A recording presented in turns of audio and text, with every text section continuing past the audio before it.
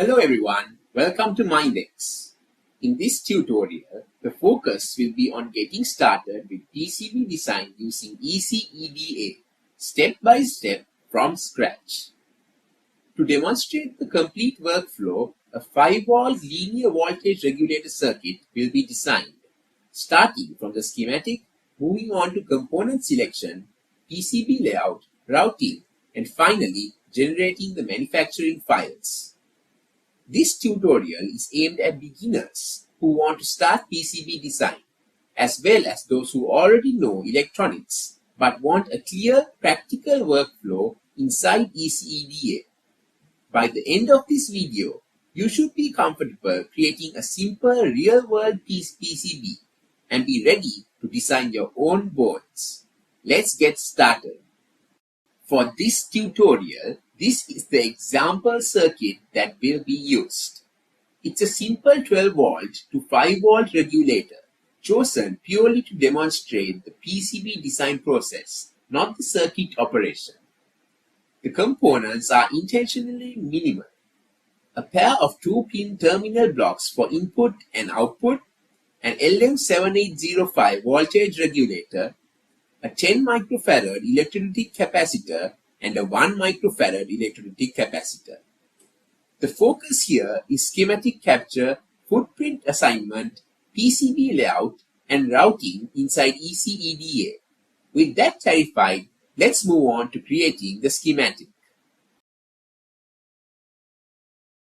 So to get started, first you run the EasyEDA application, the window opens, and next you have to create a new project. So you go to File, New, and Project.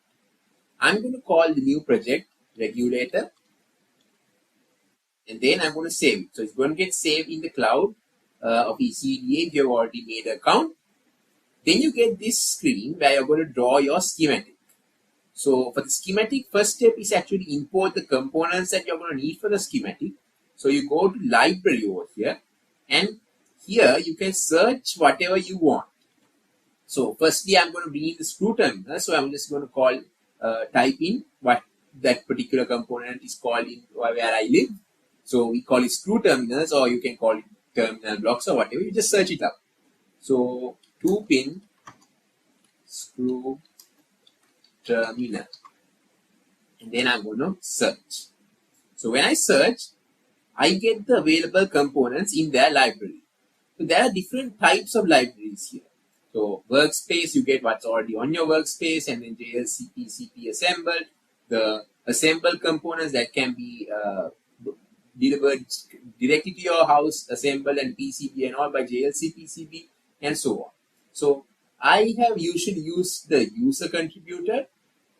So here there is an extremely large list of user contributed components and footprints. So if you click on one of these components, as you can see, you get the schematic of that particular component. And in some components, most of the components actually, you get the schematic and also the footprint that you're going to get on the PCB that you're going to design. So it's important that whatever component you choose already has a footprint, because it just makes your life much easier. So you just go through until you get the component that you are looking for. So by looking at this, actually the footprint, you can figure out whether that's the correct component or not. So I've used this previously, and I remember that this is what I have chosen. So this is the footprint I want, and this is the screw terminal. So I want 2 of those. So I go to place, and as you can see, you can place it anywhere, as many as you want. And once you're done placing, just right click, and that disappears. So you have 2 screw terminals now. I'm going to name this input 12 volts and output 5 volts. Next, we are going to need the capacitors. So once again, I go to the library, and I'm going to need a 10 microfarad. So when I search that up, let's check the JLC PCB library this time. And right on top, you can see you get that particular electrolytic capacitor and its footprint. So the footprint looks just like a cylinder, the base of the cylinder. So you basically know that it's correct. Then you go and place it. And next, I'm going to need a 1 microfarad capacitor. And the footprint of that capacitor, the 1 microfarad and a 10 microfarad, is pretty much the same with very minor differences. Therefore, you can use this same component because the footprint is going to be same. Because I mean, you're not going to simulate this, right? You're just going to design the PCB, and the PCB, if both components look alike, it's not going to matter. So because of that, I'm going to place another one of that, and then you can either click on press escape or right click.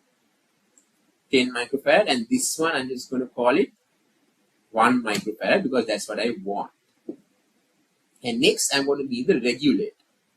So once again I type LM7805, enter, and then you have a large list of these regulators. So in this particular PCB, I thought of using all through-hole components. So this is not this SMD component. Let's go look for a through-hole one. Yeah, this looks like a through-hole component. So most of the time, if you use the JLC PCB assemble library, you get a visual of what the actual component looks like here, in addition to the footprint and the schematic. So this is what I want. So place. Perfect. So that's basically it for choosing the components. Now it's a matter of just arranging it for the schematic. So I'm going to have this at the center, input and front. And these components, to rotate these components, just press the space bar. When you press it, you can see the component rotates. So I'm going to place it over here. And this, similar to the previous component, like that. You just drag it and drop it wherever you want. Once that's done, you go to this and get this wire tool and just simply connect the dots. This I think I need to rotate it. And then you go again, get the wire tool and just connect.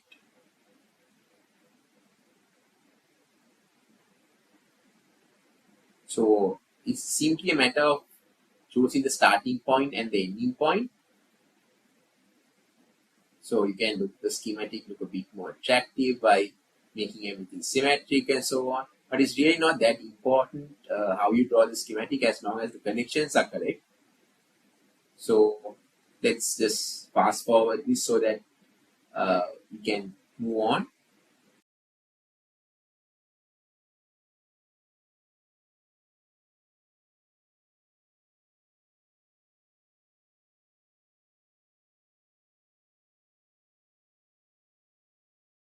And also all of the ground rails, that means the negative and the ground, all of this, I'm going to connect it together using this ground over here.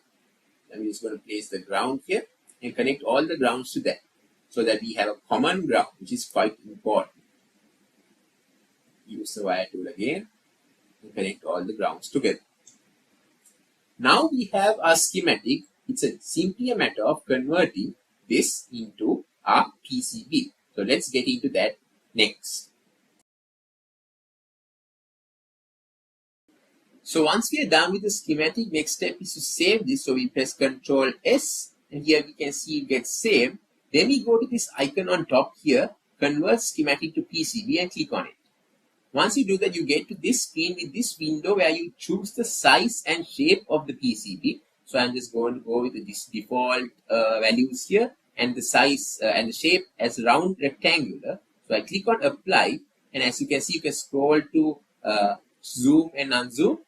And this is the outline of our PCB, and these are the components. So then it's just a matter of dragging the components onto the outline into the PCB and positioning them as you want.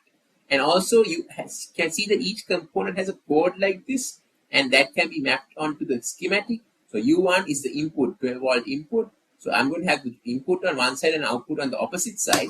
You can rotate by entering the space bar.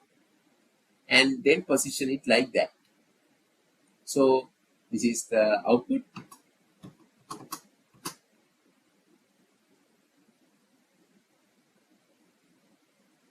And then the regulator. So you can position it anywhere you want. Since this is a fairly simple PCB, the assembly, the positioning is fairly straightforward. There. So that's done. Next, it's a matter of drawing the tracers, which is basically the copper wires that are going to connect all of these. So for this, you can either go here to this track and draw the wires in this manner, like that, or you can go to route, auto route, and here you can use the auto route config tool here to route and draw the wires automatically. So here I want to draw only on the top layer, not the bottom layer. And also then after that you can basically configure certain settings using this design rule. Go there and configure these settings. So I'm just going to keep those as they were and run this. As you can see, then the auto router is running, and you can wait for some time and you'll be able to see that it automatically draws all the traces for you. So let's keep it like that, and you can see completed fairly quickly and okay. So here you can see that all the routes have been done correctly, and if you want you can actually maybe change these a bit so that it looks a bit better and maybe reduces certain resistance parameters and so on. So for now, I'm just going to keep it like this since this looks good enough. And that's that. You basically designed the PCB on your own. And this is a fairly simple PCB, and therefore it's going to be quite straightforward. However, if you are going into a more complex PCB, it's going to be the exact same thing. If you want to edit or draw traces on the bottom layer, you can use this layers and objects bar here and basically select the layer that you want to draw on and basically use the same tools. You can go to tracers and draw any of the traces.